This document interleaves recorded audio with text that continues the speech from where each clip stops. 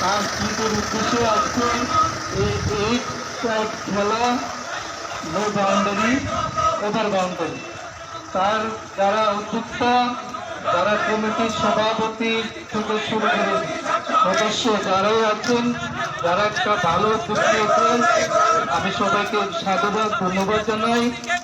এবং আপনারা জানেন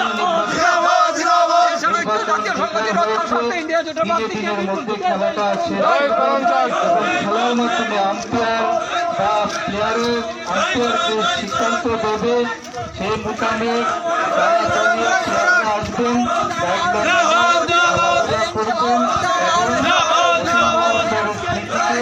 মানুষের ম্যাচটা উদয় করে দেবেন বলার মাধ্যমে আমার আলোচনা টেনে শেষ করলাম। সবাই ভালো থাকবেন।